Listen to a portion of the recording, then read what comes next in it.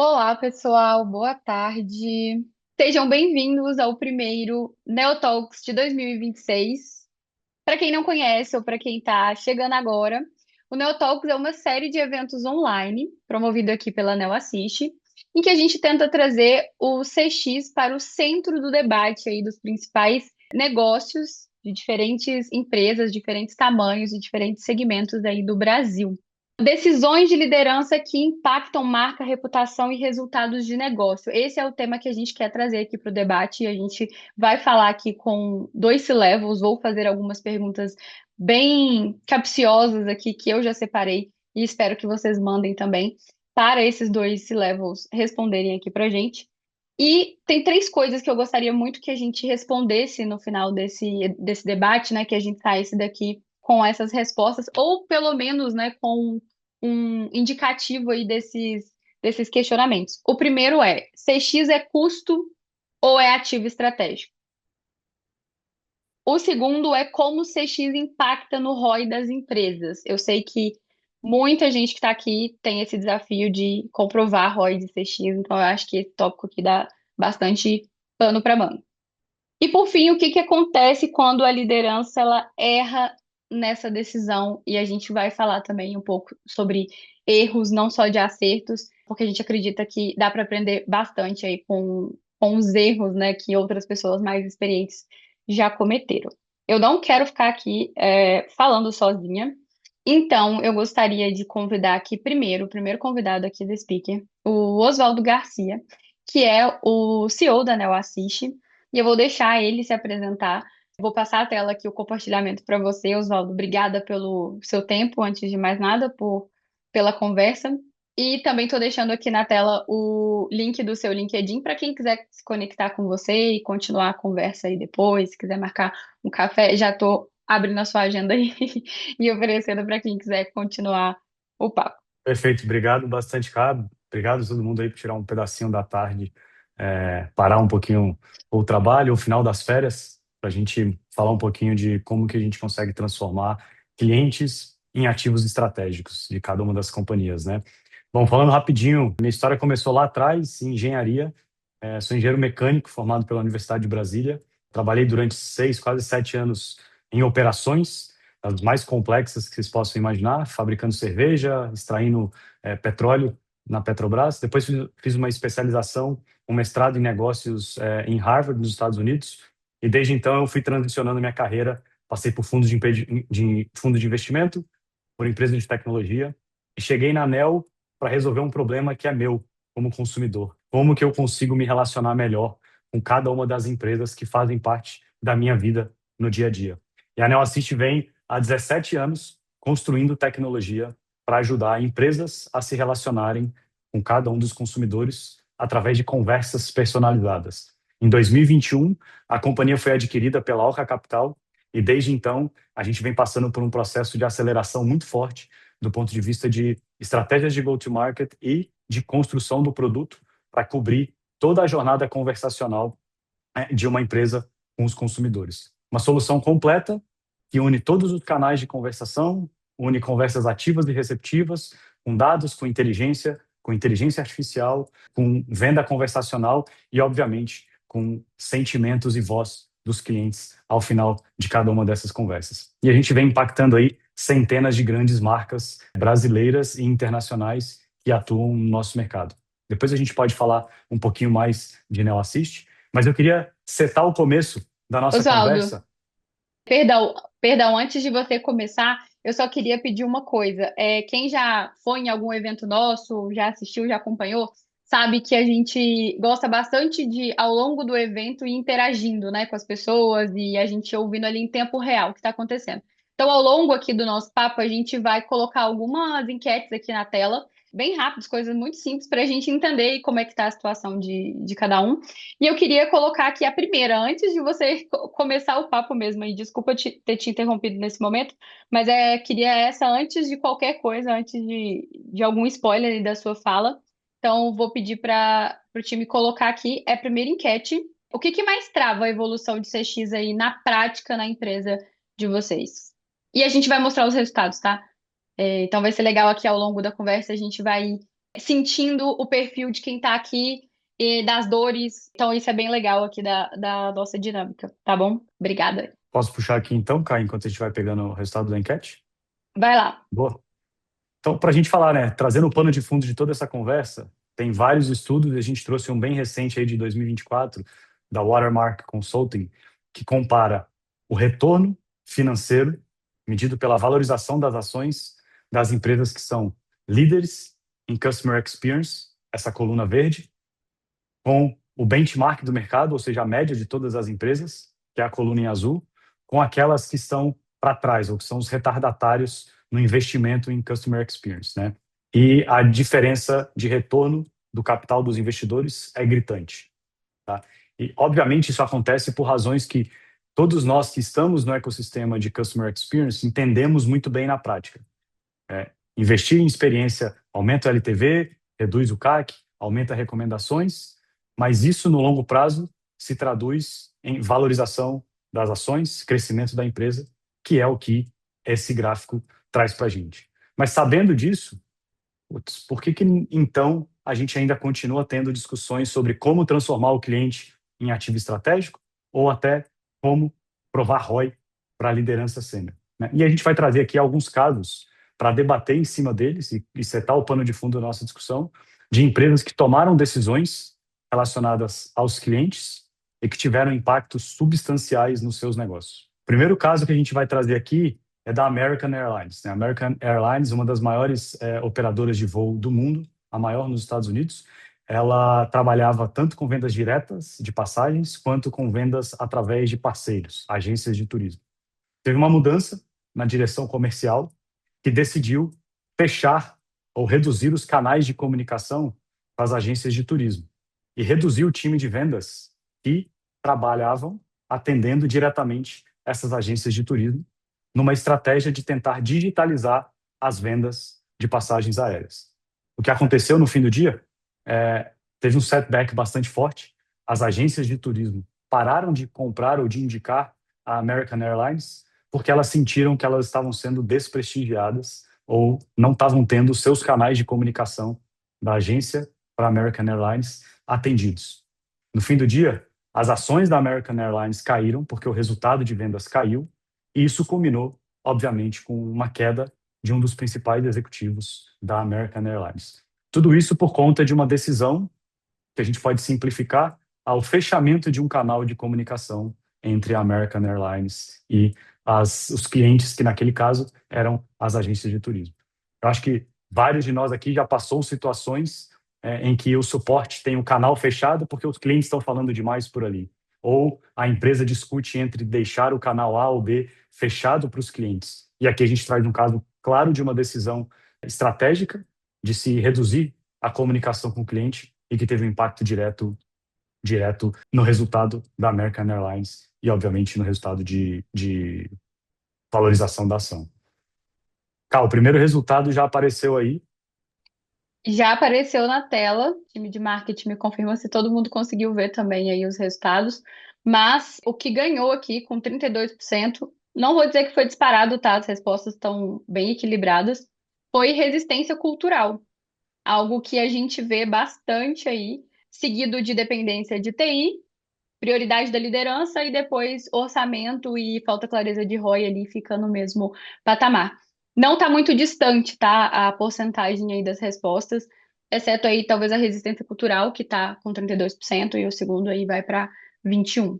Muito bom, acho que resistência cultural conecta muito bem com o próximo caso que a gente vai discutir, da Domino's. E a Perfeito. Domino's é um caso muito claro de conexão entre expectativa e realidade na entrega para o cliente, né? E a gente usa muito essa frase aqui, dentro da ANEL. Felicidade é o alinhamento entre realidade e expectativa, né? E o que aconteceu com a Domino's? Acho que todo mundo conhece a Domino's de hoje, uma das maiores redes de pizzaria do mundo, mas a Domino's, no período ali até 2009, 2010, sofreu bastante por conta de baixo NPS e muito feedback ruim, seja sobre a qualidade da pizza, seja sobre a qualidade do serviço, tá? E tem vários vídeos no YouTube que viralizaram naquela época de pessoas, inclusive funcionários da Domino's, mostrando como as condições de fabricação da pizza existiam dentro das unidades da Domino's. Quase que a Domino's vai à falência naquela época, tá? E ela toma uma decisão muito grande que passa por gestão de mudança cultural, que é ter um alinhamento com total transparência com seus clientes. Esse foi o primeiro passo, tá? Então, ela reconheceu que ela tinha vários desafios internos, ela reconheceu que eles não estavam fabricando a pizza do sabor como era esperado, ela fez uma campanha em tempo real e com transparência sobre turnaround da pizza, e eles chamaram, né, a campanha de The Pizza Turnaround, e era justamente para trazer os clientes para o centro da construção da nova Domino's, né? E ela entendeu que ela precisava se transformar numa empresa de tecnologia para vender a pizza. Qual foi o resultado? Depois de trazer toda essa transparência, quem já pediu a pizza na Domino's sabe que eles têm lá o Pizza Tracker. Hoje é muito comum, mas pensar que lá em 2010, 2011, ela já implementou um rastreamento em tempo real e ela trouxe os feedbacks para Times Square em tempo real de tudo que os clientes estavam preenchendo ali quando pediam a pizza. O que aconteceu com a Domino's? Se a gente olhar a ação da Domino's de 2010 até 2026, ela valorizou mais do que as ações de Big Techs, tanto Apple quanto Amazon. Então, a Domino's é esse gráfico azul, em cima de todos os outros, que aí incluem Apple, Amazon e outras grandes empresas de tecnologia. Por que a Domino's conseguiu isso? Porque ela partiu do compromisso de total transparência com os clientes, alinhou muito bem a expectativa com a entrega da realidade e investiu em tecnologia para suportar essa nova proposta de valor, que era transformar o cliente dela num ativo estratégico e usar isso como uma grande fortaleza. Obviamente, a gente está falando aqui, então, sobre uma decisão de experiência do cliente, um investimento em tecnologia, que se traduziu em resultado de negócio. E ela não teve que colocar IA lá. E por que eu quero trazer IA para o tema, então? A gente falou de um caso não bem sucedido de uma decisão estratégica, a gente traz outro, e a gente sabe que as grandes discussões hoje que tocam Customer Experience são baseadas em decisões sobre utilização de inteligência artificial.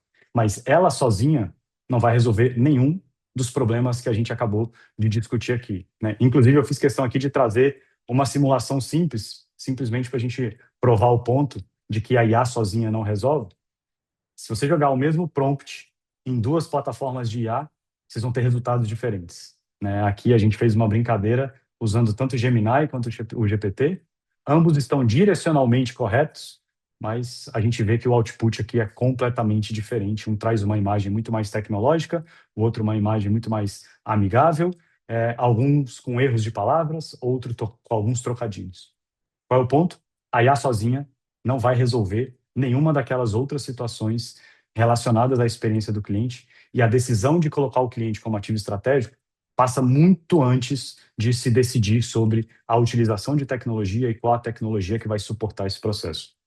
Oswaldo, tem um outro ponto interessante aqui ainda sobre a IA, que é, por mais que você fosse possível você conseguir um resultado muito legal aqui no final, né, muito satisfatório com a IA, no mínimo você precisaria de um designer, né, para construir o prompt, para refinar ali. Então ele continua sendo necessário até usando a IA. Então eu não sou designer, se eu tentar fazer uma imagem vai ficar muito parecida com essa.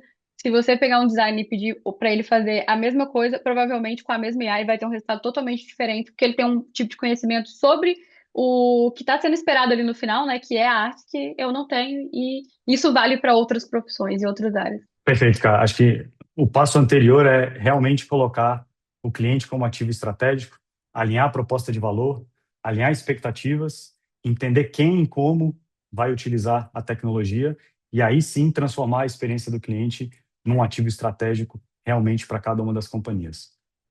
Bom, esse era o pano de fundo que eu queria trazer para a nossa discussão aqui, cara. Vou passar a tela de novo para você para chamar o Samuel. Bom, gente, para continuar aqui esse papo, né, e de fato agora a gente fazer aqui um debate, um talk, eu queria convidar o Samuel Sena aqui para participar com a gente. Boa tarde, Samuel, obrigada. Boa tarde, Cá. Boa tarde, Seja bem-vindo. Osvaldo. Boa Muito tarde, obrigado pela seja bem-vindo. recepção. Maravilha. Pessoal, muito boa tarde. Vocês que estão aí no chat, um prazer, um privilégio estar aqui com vocês, compartilhando um pouquinho também da nossa visão. E adorei o pano de fundo, Osvaldo. Tem Obrigado pano para bastante aí, manga, cara. né? Tem pano Como para eu, manga. como eu gosto de falar aqui. Bom, gente, eu até pulei ele aqui, tá? Deixei na tela, mas o Samuel, ele é CEO, né, e fundador hoje da Curso Educa, uma edtech que já impactou em mais de 10 milhões de pessoas.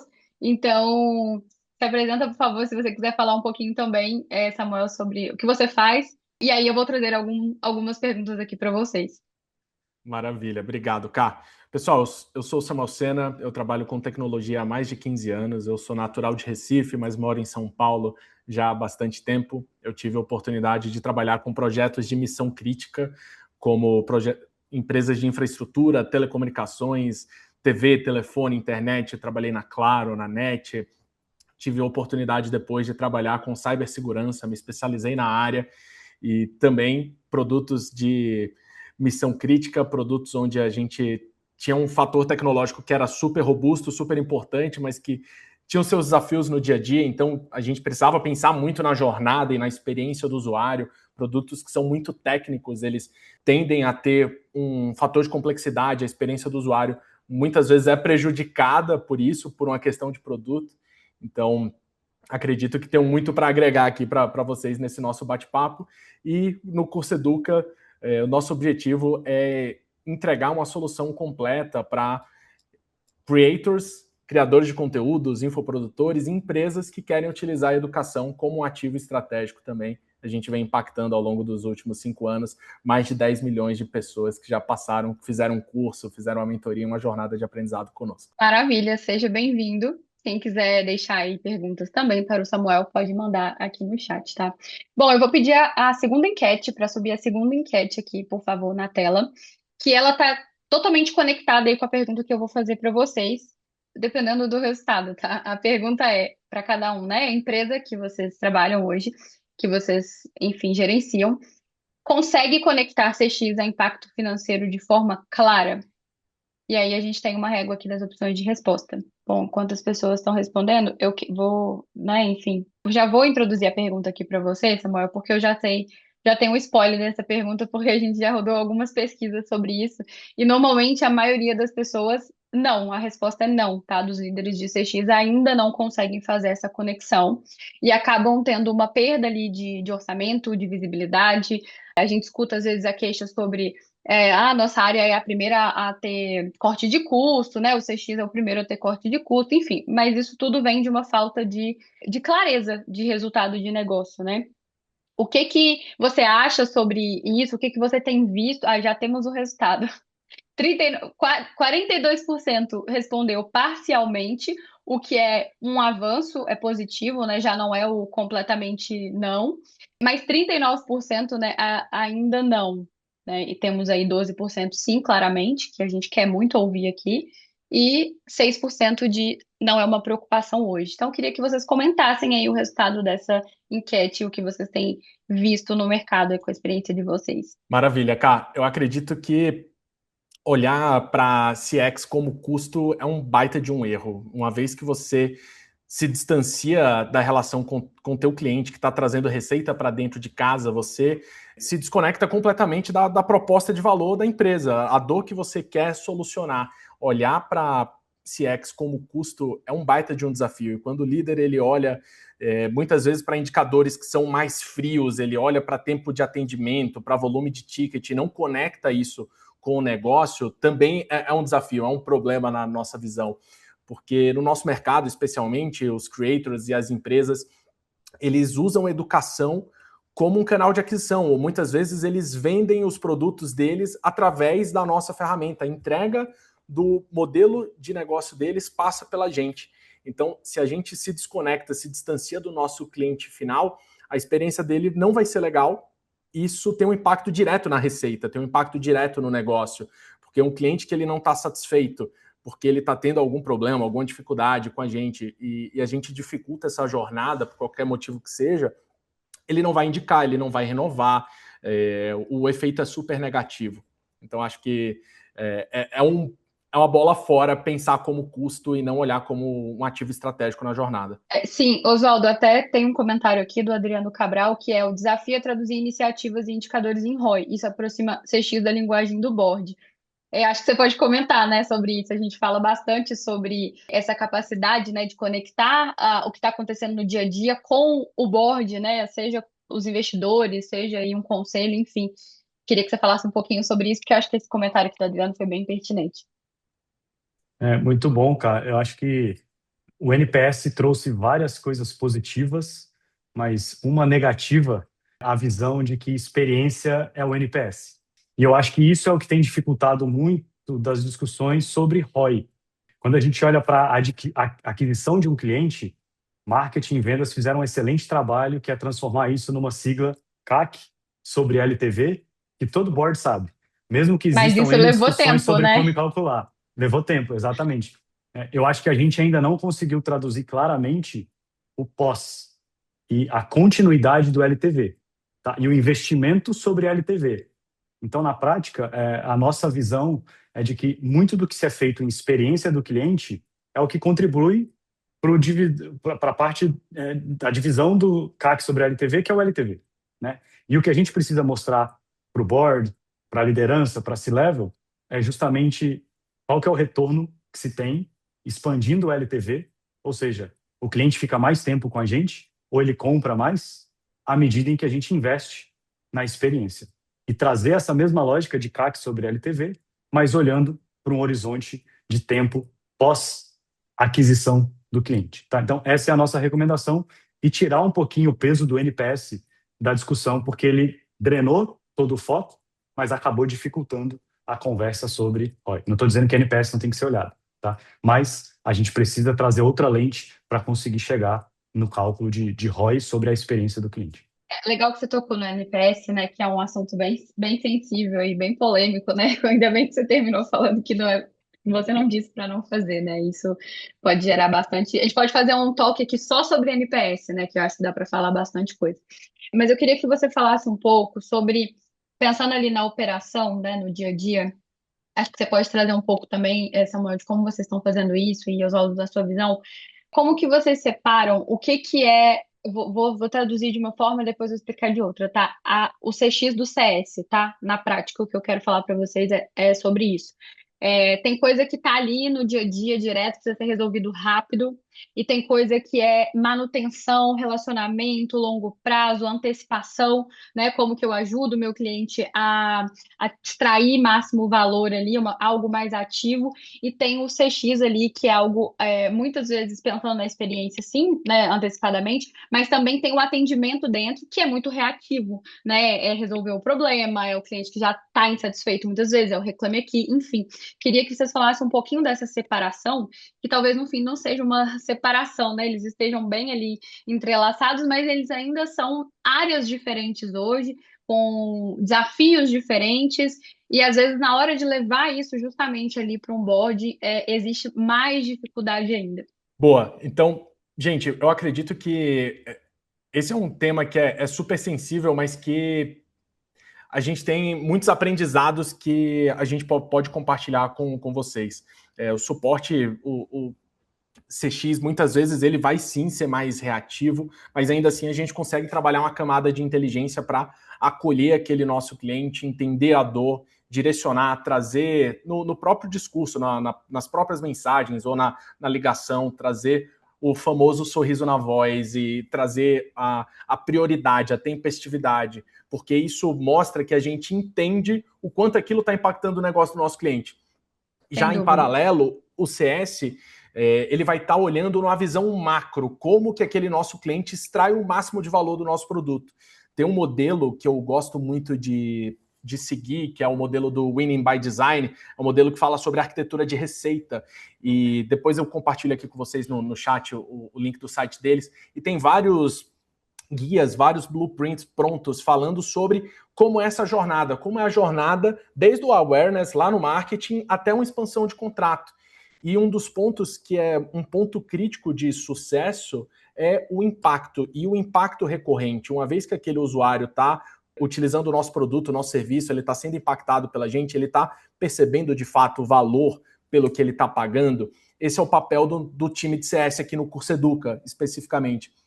Além de mostrar todo o potencial da ferramenta, a gente tem que garantir que o que ele queria lá no começo da jornada, com ele chegou no marketing, depois ele passou pelo time comercial, ele comprou, ele assinou o contrato com a gente, se tudo que ele queria está sendo entregue, está sendo atendido. E mais que isso, quais são os outros recursos, quais são as outras possibilidades que ele ainda não conhecia e que estão disponíveis e que ele pode utilizar e que isso pode trazer ainda mais valor para ele. Então a gente olha por esses dois prismas, mas debaixo de uma mesma diretoria. E a nossa diretoria de operações também está cuidando de produto, porque a gente entende que é algo que está intimamente ligado. Uma vez que o time de sustentação, o time de CS, eles trazem essas dores, esses impactos que o cliente está tendo, isso volta para produto, isso traz insights para a gente evoluir, para atender cada vez melhor os nossos clientes. Então, eu acho que é algo que está intimamente ligado e que, por mais que as atividades e as atuações são diferentes, precisa ser visto de uma forma holística, precisa olhar de começo ao fim mesmo, pensando em jornada. Oi, o pessoal tá mandando vários comentários aqui no chat, tá? Não sei se vocês estão conseguindo ver, Já eu vou mandaram, tentar trazer inclusive, o link alguns. aqui do Winning by Design. Muito legal, Isso obrigado. aí. E é interessante, o Fernando acho que comentou um ponto aqui sobre CS e CX, né? E acho que você tocou bem, né, Samuel? CS, por definição, é o sucesso do cliente, né? Então, o sucesso do Perfeito. cliente é o meu cliente chegou no que ele ou ela queria, né? Se eu vendo um produto, ele comprou o produto, recebeu, estava no modelo certo, no tamanho certo, foi para a festa e usou aquele produto, por exemplo. Ou, se a gente é um software, esse cliente chegou no resultado, né? E quando a gente fala de experiência, aí a gente vai olhar de uma forma muito mais ampla, desde como ele me conheceu, como ele conheceu a marca, como ele interagiu com a marca, como que ele negociou o contrato, como que ele executou a venda, e como ele pediu uma ajuda ou um suporte quando ele teve uma intercorrência, teve uma dúvida, precisava fazer um upgrade, etc., né? Então, a gente acaba, às vezes, vendo na indústria uma mistura dos conceitos, uma mistura das áreas e até uma mistura de tecnologia, né? Que é um tema que a gente discute bastante aqui, que não é uma solução que resolve todos os problemas de todas as empresas e todas as áreas ao mesmo tempo para chegar na experiência perfeita, né? A gente precisa ter uma mudança de cultura, a gente precisa ter um entendimento claro da jornada, quais são os pontos de impacto e de atrito, e aí, obviamente, a tecnologia vem suportando cada uma dessas lacunas. E Samuel, assim, entrando numa parte um pouco mais prática, tá? De dia a dia, fica à vontade aí para abrir, né? Da forma como você também se sentir mais confortável. Como que, né, tá funcionando o CX aí na Curso Educa hoje? E como que vocês têm conseguido, né, de fato, usar CX na tomada de decisão aí, você enquanto, né, fundador, enquanto C-Level, como que você tem conseguido usar ali os insumos gerados a partir, né, na área ali de CX para a tomada de decisão do negócio? Esse é um excelente ponto, Cá, porque na prática não adianta a gente ter um compilado de indicadores que o coordenador, o gerente da área, se mata para conseguir, muitas vezes, quando não tem uma boa ferramenta, quando os canais estão dispersos, não tem um ponto único de contato, assim como a ANEL oferece. Não adianta ter esse compilado e não fazer nada com isso, não adianta ter os indicadores ali, o famoso para inglês ver. Aqui, dentro do Curso Educa, a gente faz tomada de decisão baseada nesses dados. A gente olha o volume de chamados que a gente tem. Isso é um drive direto para como a gente constrói o produto, quais são as contratações que a gente vai precisar fazer, se tem um módulo do sistema que ele está demandando mais suporte porque ele está com um problema, seja porque está com a tecnologia legada e a gente tem que priorizar isso em demérito de outras funções. É algo que a gente vive e respira isso no dia a dia, porque não adianta a gente querer pensar em inovação, em IA, em qualquer outra coisa, se a gente está num barco que está furado e está entrando água, e a gente está querendo trazer, não, mas agora eu tenho um motor incrível, um motor de polpa de não sei quantas cilindradas, mas a gente tá vazando água. Então, a gente olha de verdade para isso e sempre buscando também a eficiência nas outras áreas através desses chamados. O chamado suporte e o de atendimento, isso mostra que outras áreas do negócio também estão tendo algum tipo de dificuldade. Às vezes não são problemas de produto, problemas técnicos, mas são problemas de experiência de usabilidade. Então a gente termina tendo uma análise de dados muito mais profunda e a tomada de decisão direcionada a partir desses chamados. A gente fez um evento do ano passado e a gente falou bastante sobre ROI, né? Como você consegue provar ROI. E a gente levou um CFO para o debate. Quem estava lá, não sei se tem alguém aqui que estava nesse evento, mas foi muito interessante, porque tipicamente, né, o CFO é a cadeira ali de C-Level, né, mais direta e pragmática ali, né, para falar do que importa, sem meias palavras. E ficou muito claro, né, para a gente conseguiu explorar bastante o tópico de que aquela sopa de letrinhas, né, ali dos indicadores que normalmente a liderança ali de CX está olhando, ela não interessa no fim do dia ali para um CEO, para um board. Eles não querem saber o First Call Resolution, qual que é o CSAT, eles não querem saber isso. Então, eu queria achar o Oswaldo, né, que é CEO hoje, já foi CFO, inclusive, para falar um pouco sobre quais são as métricas que deveriam estar aí, de fato, na cabeça de um head, de um diretor de CX, ou quem está aspirando também essa posição, enfim, ou quem está até olhando para a área de outra forma, né, e quer levar isso, está olhando para o negócio e quer levar isso para a área, o que deveria cobrar, né, dos seus líderes da área, de fato, né, porque são indicadores que a gente precisa acompanhar ali na operação, sim, mas na hora de falar, eles precisam estar conectados, né, lá na ponta, acho que alguém também comentou isso aqui no chat, não é isso que o board quer ver. Então, eu queria que você falasse um pouquinho mais sobre isso, Oswaldo, até puxando também a sua bagagem aí como CFO. Cara, acho que o Samuel tocou no primeiro grande ponto que eu acho que é um dos mais negligenciados, que são por que falam com a gente, né? Quais são os motivos de contato? Quando a gente olha para uma área de atendimento, ela tem o potencial para ser quase que uma torre de controle da empresa inteira, né? Pega o exemplo de um varejista. A partir do que está acontecendo no atendimento, você descobre se você está tendo problema de logística, você descobre se você está tendo problema de distribuição, de produto, de go-to-market, de estratégia de precificação. Basta olhar as conversas que estão chegando no time ali na área de atendimento ao cliente. Então, para mim, esse é um dos principais, ele não é um indicador por si, mas é uma análise que deveria estar na mesa de qualquer C-level de uma empresa que quer colocar o cliente como ativo estratégico. Quais são os motivos de contato? Por que o cliente fala com a gente? Eu tenho certeza que as empresas vão conseguir evoluir bastante seus processos internos, seus produtos, seu site, o que quer que seja, olhando para isso. E o segundo é a relação entre as vendas ou o crescimento da empresa e os contatos. Eu estou trazendo mais clientes, eu devo ter mais conversas, mas como está essa relação? Essa relação está aumentando esse indicador? Significa que eu estou crescendo, mas talvez eu estou crescendo numa desordem tal que meus clientes precisam falar mais comigo do que antigamente? Ou não? Eu estou crescendo e estou conseguindo fazer com que meus clientes tenham uma experiência quase que próxima de perfeita. Para mim, são dois indicadores muito fáceis de se ter numa operação de atendimento e que levam a discussão para o negócio de uma forma muito estratégica, sem ter que usar os indicadores diários ali de dia a dia do time de atendimento, que são extremamente relevantes, mas que não conectam tanto com o negócio quanto a gente olhar os motivos e essa relação entre crescimento da empresa e crescimento de contatos. Boa, eu vou pedir para subir a próxima enquete aqui na tela, pergunta de sim ou não, porque a gente vai falar de um tema que é impossível a gente não falar, mas queremos falar de uma forma bem estratégica aqui também, né? Então a pergunta é bem simples: a operação já usa inteligência artificial aplicada ao atendimento, sim ou não? Eu já também imagino aí o percentual aí, onde que vai estar inclinado, mas vamos ver aí o que que o pessoal vai falar, para poder puxar para vocês a próxima pergunta. Enquanto isso, tá? Enquanto o pessoal está votando, tem uma pergunta aqui no chat que eu acho que é bem interessante para vocês responderem, que é como podemos usar a análise de tendência do cliente para gerar receita, por exemplo, sabendo qual a melhor próxima oferta para o cliente ou identificar padrões de clientes satisfeitos para gerar mais fidelidade e receita de longo prazo. Eu acho que essa pergunta está no cerne de qualquer operador de e-commerce, qualquer empresa de SaaS. O e-commerce ele tende a fazer isso melhor que outras empresas, né? Entregar a próxima melhor oferta para o cliente. Eu diria que você precisa ter segurança nos dados. Você precisa saber realmente qual é a jornada do seu usuário, qual o próximo passo, e conhecer da jornada também pressupõe de entender profundamente as dores deles, para que você possa oferecer essa próxima melhor oferta.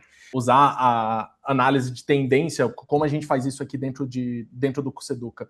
A gente sabe quais são as features que são gatilhos de upgrade para um próximo plano. E se esse cliente ele está utilizando realmente bem em profundidade essas determinadas features, ele está num ponto de receber uma oferta para um próximo plano e adquirir esse próximo plano e fazer um upgrade, mas nada disso vai acontecer se a relação com esse cliente estiver estremecida. Se a experiência dele em geral não for boa, não vai adiantar eu chegar e fazer uma oferta, por mais que ele use o produto, ele pode estar tão chateado com a gente que não vai fazer sentido a gente oferecer essa oferta e extrair mais receita. Mas quando tudo isso está conectado, eu estou olhando para a experiência como um todo, o relacionamento dele com o produto é bom, com o time de atendimento também é bom, com o time de CS, o time de CS está próximo, ficar muito mais fácil para a gente olhar para a jornada desse cliente e oferecer uma próxima oferta para ele, e naturalmente isso vai trazer satisfação. A gente pode trazer esse cliente para um programa de indicação, um programa de Member Get Member,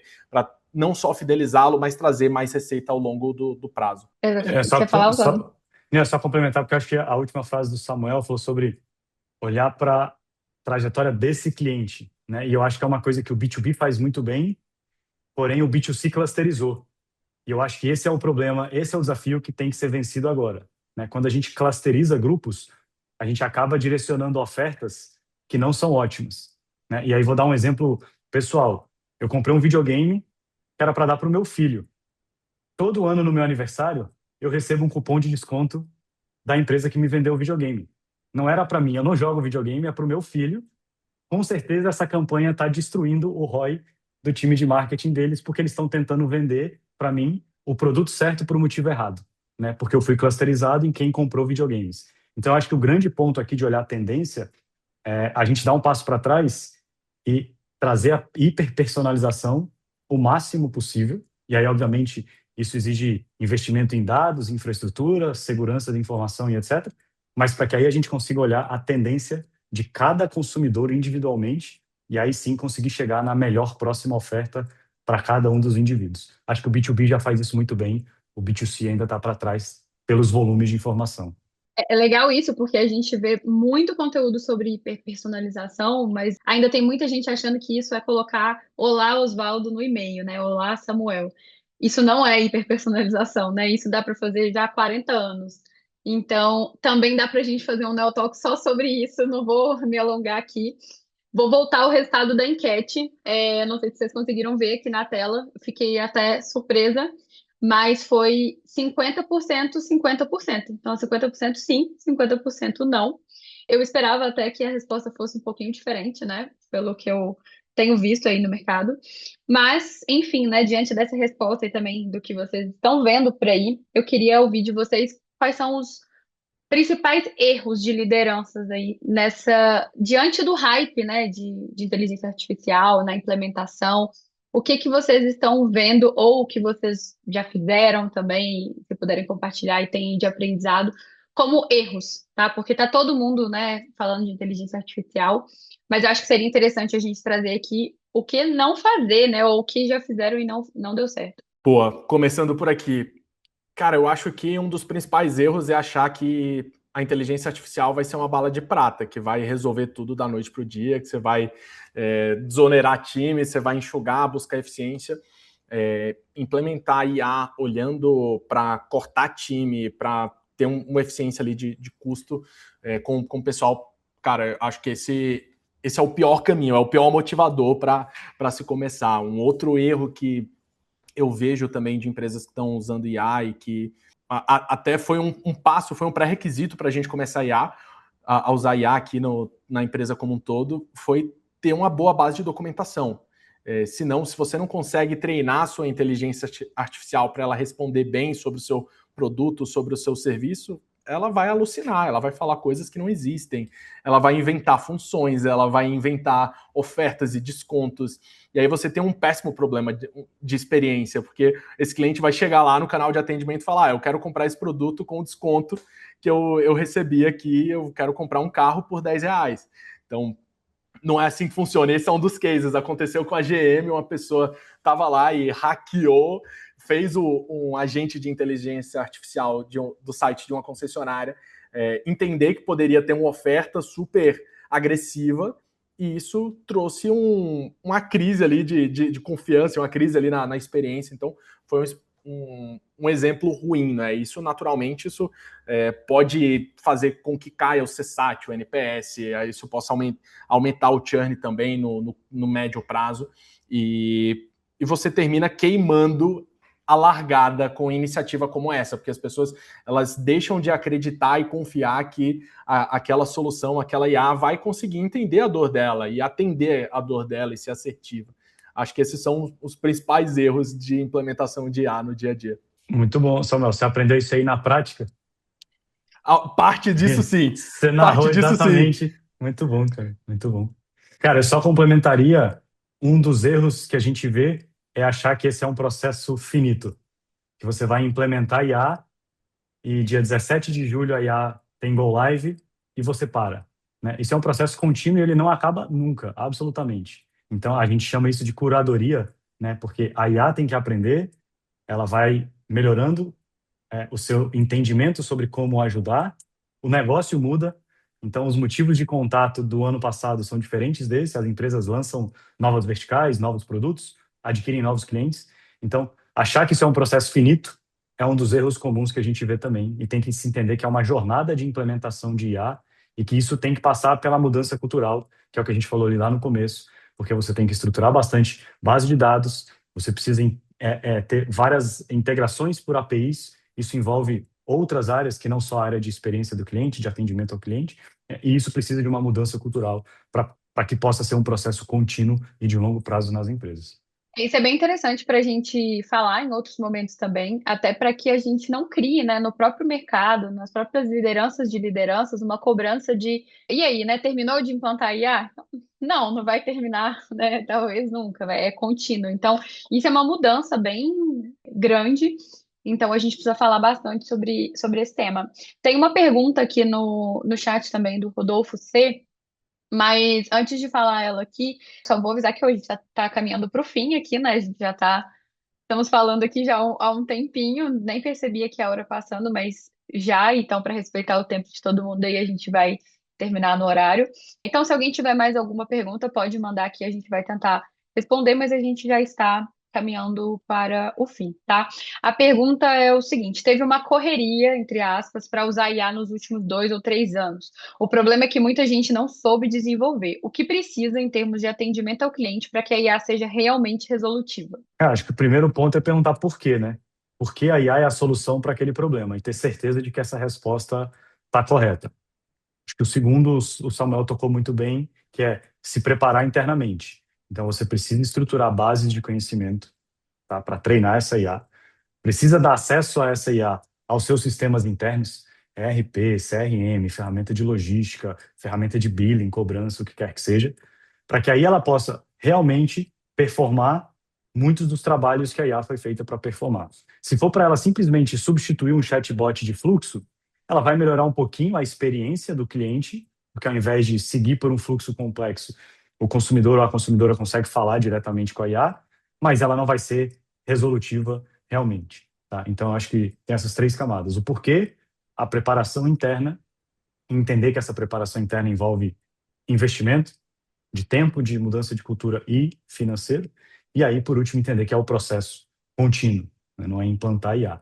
E acho que não pode ser, como o Samuel falou, não é uma bala de prata e não pode ser uma pressão por precisamos implantar IA. Acho que tem que ver a pergunta anterior, que é qual o problema a gente quer resolver, e aí sim, talvez a IA seja uma das ferramentas que nos ajude a resolver esse problema. Tem uma outra pergunta aqui do William Teixeira, que é: qual o feedback de vocês com relação ao uso de IA para assuntos de cancelamento? Não sei se vocês têm alguma experiência específica aí com cancelamento. Estou entendendo aqui, William, que são estornos, né? Enfim, pedidos aí de cancelamento por parte do cliente ali, cancelamento de pedido de compra. Assinaturas, isso, boa. Num primeiro momento, o que a gente termina fazendo aqui dentro do Seduc, em casos como esse, William, é de direcionar mesmo para um humano. A gente tem uma validação sobre a sensibilidade ali do assunto para que a gente possa escalar isso, tá? Então, isso invariavelmente, nesse primeiro momento, está passando por um humano. São assuntos financeiros, eles tendem a ser mais sensíveis. As pessoas muitas vezes têm alguma preocupação, não querem que já gere uma nova cobrança no cartão de crédito. Então, aqui acredito que vale ainda ter um ser humano entrando, entendendo ali a dor e podendo tratar. Mas olhando para o universo de SaaS em geral, já existe ferramentas de gestão de assinatura, gestão de assinatura como um todo, que permite fazer a assinatura, upgrade, downgrade, cancelamento, onde essas ferramentas elas já estão usando IA e elas têm painéis para controlar cancelamento e trazer ofertas e já fazer coletas em tempo real, em tempo de execução, sobre esse cenário, oferecer um desconto, oferecer um downgrade, e as taxas de sucesso são bem interessantes. É algo que a gente também está estudando aqui dentro de casa para implementar. No primeiro momento, a gente está fazendo ainda com um ser humano para tratar com esse cliente. Boa. Bom, eu vou fazer uma pergunta aqui para fechar para vocês. Se vocês estivessem agora numa mentoria aí com CEOs, founders, e vocês tivessem que orientar essas pessoas sobre o tópico aí de CX, quais são as decisões que deveriam estar aí no topo da agenda nos próximos 100 dias e pensando em crescimento, tá? Para gerar crescimento. Como eu sei que essa pergunta é difícil, enquanto vocês estão pensando, eu vou pedir para o time de marketing mandar aqui no chat agora o link da nossa pesquisa de satisfação. Eu vou pedir para quem está participando, quem está achando interessante aqui o conteúdo, para responder para a gente e nos dar esse feedback do que achou interessante, o que não achou interessante, se gostou do formato, do horário, de como a gente conduziu aqui até então. Enfim, estou mandando. Ah, obrigada, gente. Já está aqui, leva menos de um minuto, de verdade. É bem rapidinho, 3 perguntas. Já está aqui no chat. E era para dar um tempinho para vocês pensarem também, porque eu sei que ela é difícil de responder. Boa, já tenho aqui alguns pontos que eu posso compartilhar. Eu acredito que eu falei um pouco disso ao longo aqui do bate-papo. A primeira questão é realmente ter uma clareza sobre a jornada real, não a jornada teórica, não o que está no processo, mas o que acontece na prática, para que, com isso, essa jornada clara para todas as áreas do negócio possam falar a mesma língua e a gente possa entender realmente quais são os pontos-chave de sucesso e de percepção de valor e de ascensão para que a gente possa trazer mais receita dentro de uma jornada de um cliente. Onde é que esse cliente trava, onde ele abandona, por que ele cancela. Isso precisa ser baseado em dados, isso não pode ser uma percepção. Então, trazer essa clareza da jornada, acredito que é um ponto. Um segundo ponto, olhando mais para o viés de negócio mesmo, alinhar essas métricas de CX com as métricas de negócio, as métricas financeiras. Se o meu cliente está tendo sucesso, ele está expandindo, então aumenta o meu indicador de receita. No mercado de SaaS, a gente usa o conceito do Net Dollar Retention, quanto de dinheiro a gente está retendo e expandindo, o Net Revenue Retention também, quanto a gente expande de receita dentro da nossa base com aquele cliente que já está conosco. Naturalmente, isso melhora a nossa relação LTV, CAC, então aliar a estratégia de dados e indicadores CX com os indicadores financeiros de negócio para que a gente possa levar isso para o board, para que a gente possa levar isso para os diretores, autogestão e tomar decisões baseadas em dados. Se eu fosse dar 2 conselhos, um seria sobre olhar mais para dentro do que para fora, né? Então, não entrar no hype, não olhar porque meu concorrente fez, então eu tenho que fazer exatamente a mesma coisa. Então, olha mais para dentro. E eu acho que o segundo é transparência, né? Porque todas as pesquisas que a gente vê sobre experiência do cliente falam muito sobre a expectativa. Não é que não tenha nenhuma intercorrência, mas que quando houver uma intercorrência, que isso seja transparente e solucionado, né? E acho que ter esse princípio de transparência é fundamental para que você possa colocar o cliente como ativo estratégico no centro da discussão e cada empresa conseguir dar o próximo passo. Muito bom. Dá tempo de mais uma perguntinha aqui? Vou ler para vocês, do Renan. É a última agora, para a gente encerrar. Uma empresa que ainda não tem IA desenvolvida e precisa acordar hoje para o mercado de trabalho e essas facilidades.